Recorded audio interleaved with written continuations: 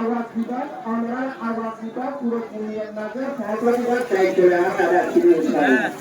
আওয়াজে দিবেন হ্যাঁ কোন সোয়াল করছেন সোয়ালের দিকে আমার কার যদি মুসলমানের যদি ইমানে যদি রক্তপাত করলে আমরা যদি খবর দিতে পারি আমরা তো আশীর্বাদ দিয়া বলবো আর আশীর্বাদ দিয়া বলবো ঠিক আছে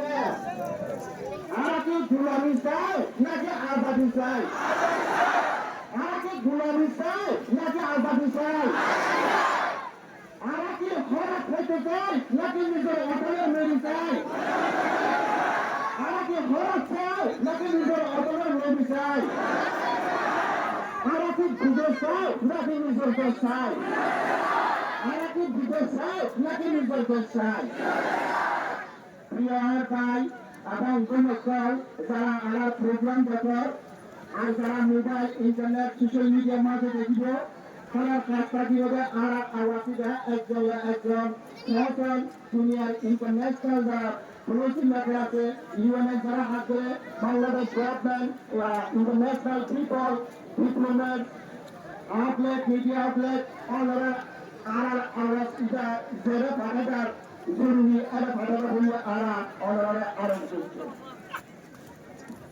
অনারা বাণী আজিয়ার এই দুনিয়ার মাঝে শুধু আরব রোহিঙ্গা বাংলাদেশের মাঝে না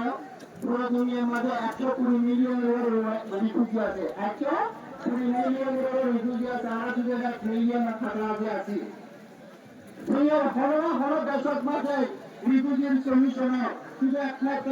রোহিঙ্গা জাতির সলিউশন এটা নয়টিয়ানা আর সবচেয়ে বড় হইলে আর একটা মুসলমান রোহিঙ্গা জাতি আর একটা দেখলা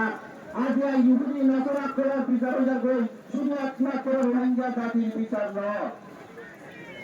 এখন মানুষ আগে বললাম 120 মিলিয়ন রিফিউজি আছে 120 মিলিয়ন রিফিউজি অন্য দেশের কোন ফিল্ম হাইয়ারে এটা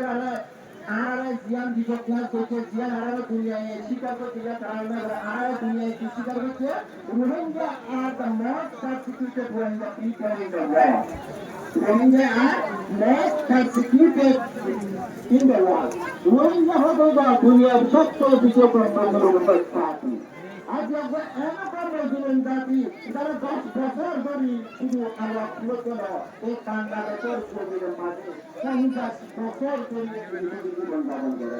আমরা কি জানার বাংলাদেশের মাঝে আমরা আগে বুঝেছিলাম আজিয়া আর রিফিউজির জীবনে বাংলাদেশের মাঝে 31 বছর প্রতিরত নাগরিক করে 40 বছরে এই রিপোর্টের জীবনের মাঝে শুধু লক্ষ্য থেকে ইতিহাস ছিলাম আর পাকিস্তান চাই আর নিজের ফসল ওয়া করতে চাই কিন্তু দুনিয়ার ফলিতে আর বারবার খানা দিন হারে